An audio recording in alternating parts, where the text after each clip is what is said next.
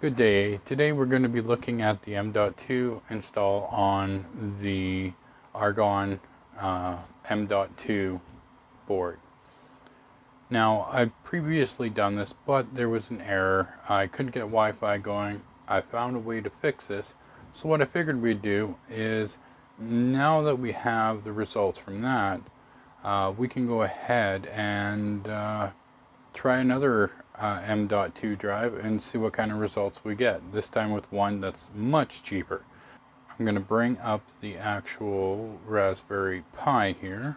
Okay, so here we have the Raspberry Pi that I currently have it installed on, which we're going to redo, but in a moment. So on this one here, I do have, if I go under the Pi icon here in System Accessories, no, and go to Disks. So this guy right here is where we're going to actually be able to test. As you can see, I do have the Western Digital 500. I'm going to select this partition here, and then I'm going to go to this gear icon here. If you want me to go through how I set this up, let me know. I think I'll leave the install code below here, but we'll install this on the other one in just a moment here. And all we're going to do is benchmark partition,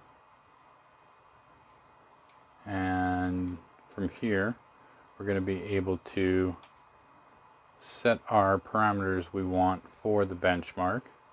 So what I usually do is I put it to the sample size 100 megabytes, and I just enter my password, and we let that do its thing. It'll just be 1 second here while this completes.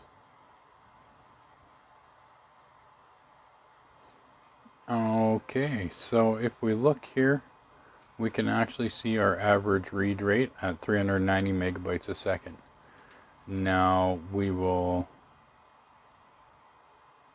install this on the other drive here, on my SSD drive one that I've been running, and then we will transfer those files over, and then we will run the benchmark before and after, just so you get an idea of what each one is doing. So that's going to be that guy.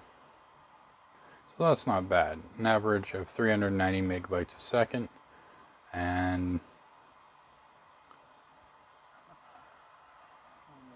so I'm just going to close that guy, close that guy. So I'm going to go ahead, I'm going to turn this guy off here, and what I'll do is I will then install this new drive right here. So I've taken it out. I haven't installed anything or done anything. It was kind of messed up in the packaging when I got it, but it's a Dogfish technology solid state drive, and there it is right there.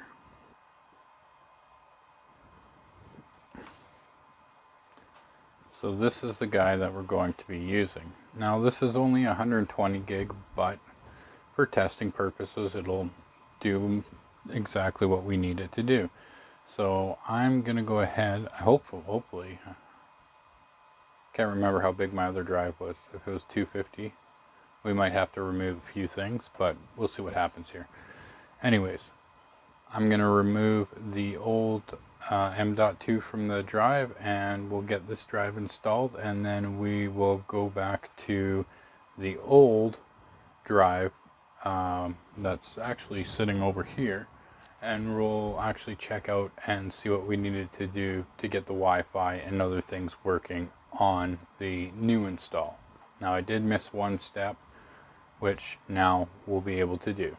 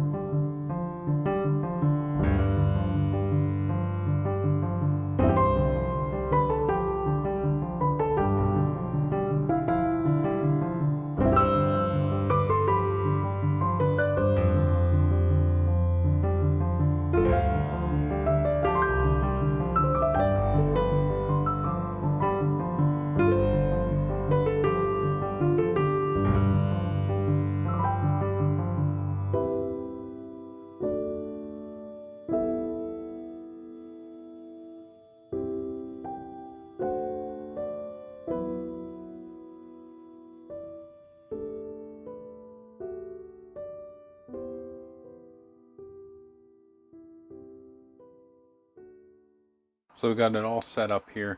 What I'm going to do is I'm going to plug this in. I'm going to grab my other unit here. Then we will load up VNC Viewer here, and I'll show you a few things that we need to do. So here we go. Let's get on with that. So what I'm going to do for this one is I'm not going to plug in my sound card. I'm going to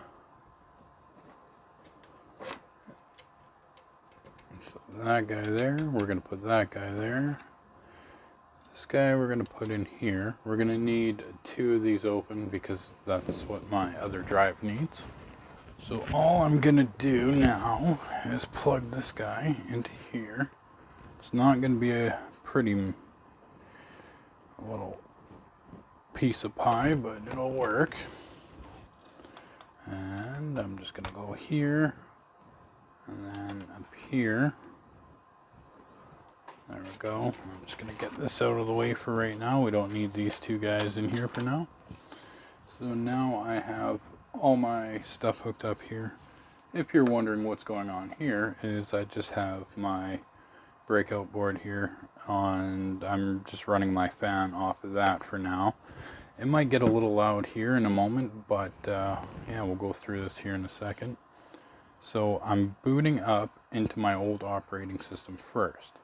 So I'm going to go ahead and do that. I'm going to get VNC connected, and then I'll bring that up here, and then we'll go ahead and have a look at what we need to do. Alright, so we've got VNC Viewer up here again, so we're going to be able to actually do something on here. As you can see, I do not have the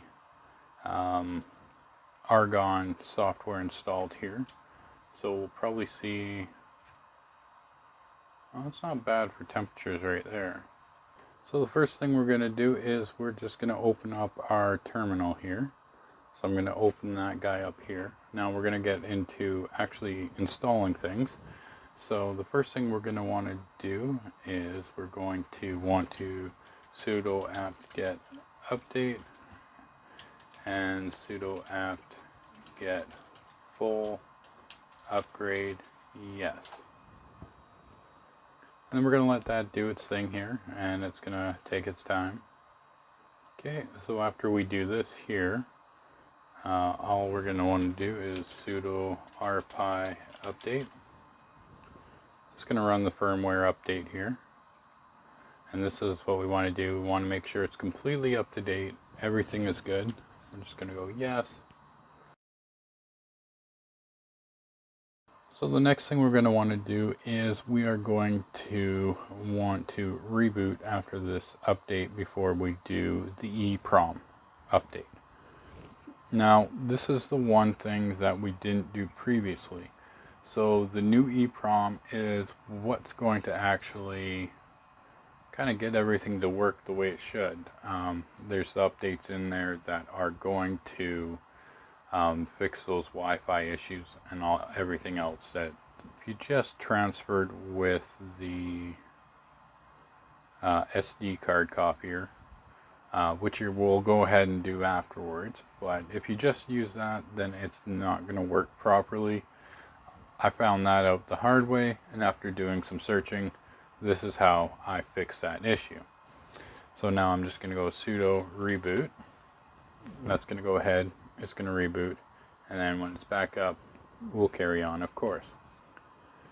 Alright, so we're all back up and running again here. So all we're going to do is bring up terminal again. We have that part done. Now we're just going to do the EEPROM. So sudo rpi EEPROM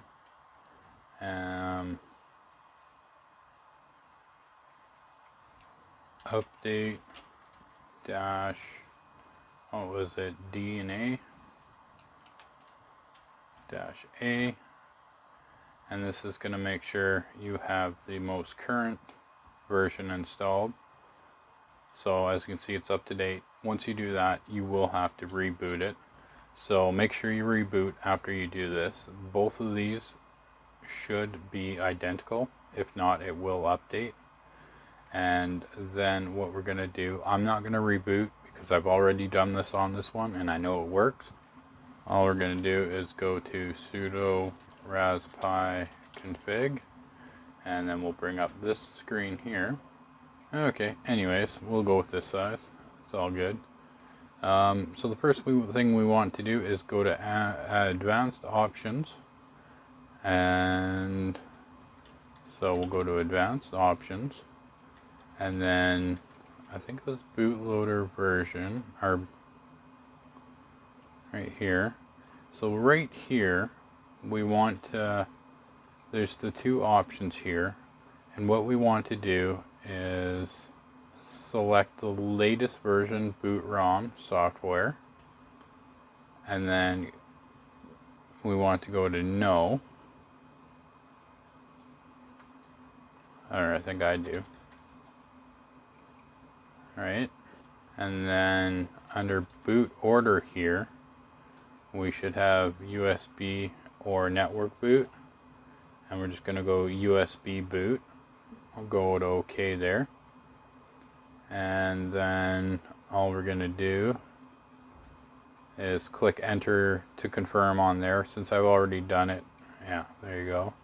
So now we're going to go to finish, and it'll ask us if we would like to reboot now. Now we're going to select no there, and then it'll come here. Then we'll close that out. Then all we're going to do is go to our accessories, and then our SD card copier. And then I have my Samsung Evo 250. I just want to check and see how much space I'm using here. Okay, so I think we should be able to do that. Alright, so now what I'm going to do is I'm going to come over to my Raspberry Pis here, and so all I'm going to do now is insert my USB connector here for the two, and now we should see on our desktop here, so there it is showing up. So I'm going from my 250 gig SSD, my Samsung Evo, to the Dogfish 120.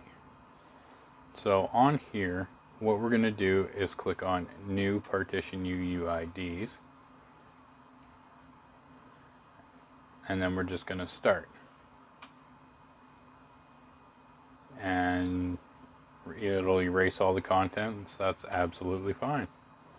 So this might take a moment or two, so just grab a cup of coffee, come back when it's finished. Just so you're aware, I will post the article that I found this information on, so if maybe I don't explain something exactly right, you'll be able to follow along and go to the website to be able to follow the steps involved in properly getting your M.2 drive for your Argon 1 M.2 drive. So I hope that helps. If you like this video, make sure to hit that like button, hit that subscribe button. Greatly appreciated. So when this is completed, what we'll do is we will run that disk check to see what kind of speeds we're getting on it now on the old Samsung Evo 250 gig drive, and then we'll go over to the Dogfish and we'll see if that cheap drive is going to do better.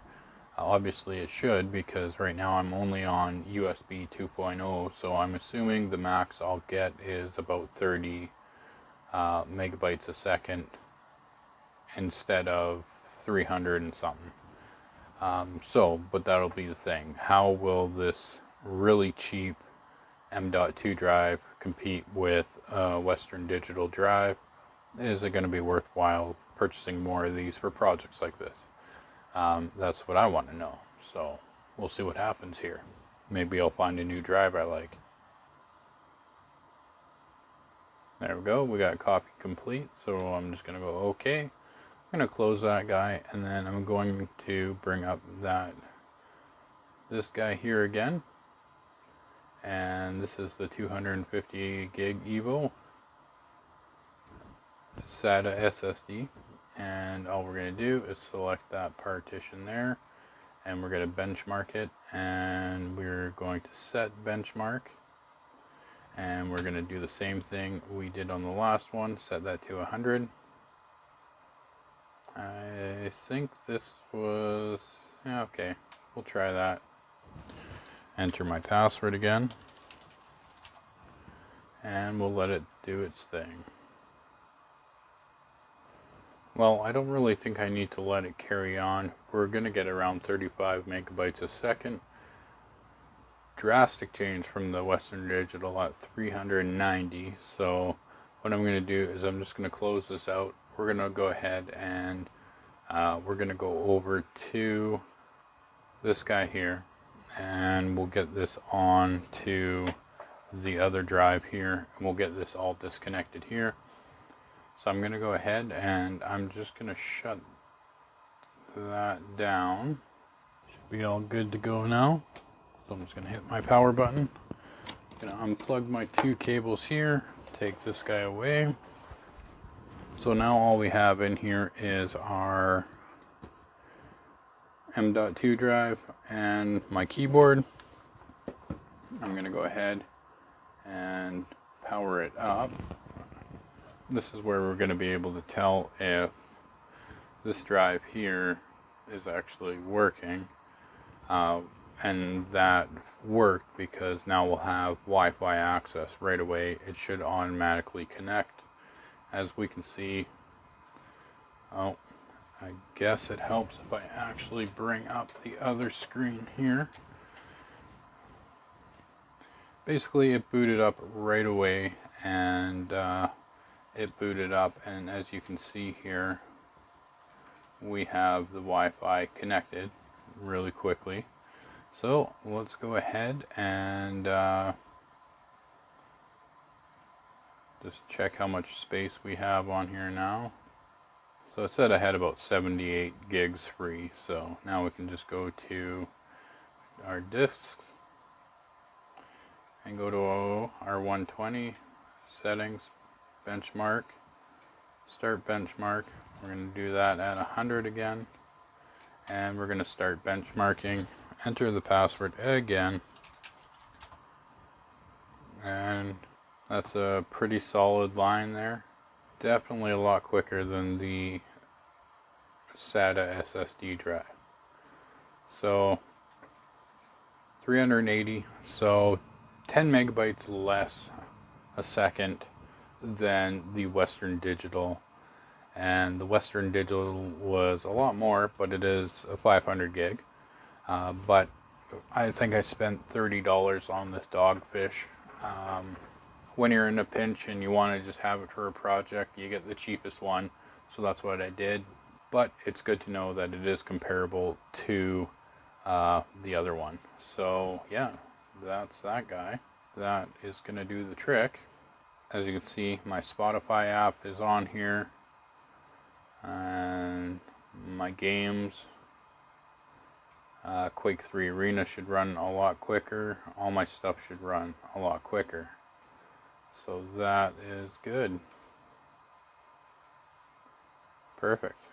Like I said, a link to the article I found this on to get the Wi-Fi going and everything else that I wanted to is in the description below. So make sure to check that out.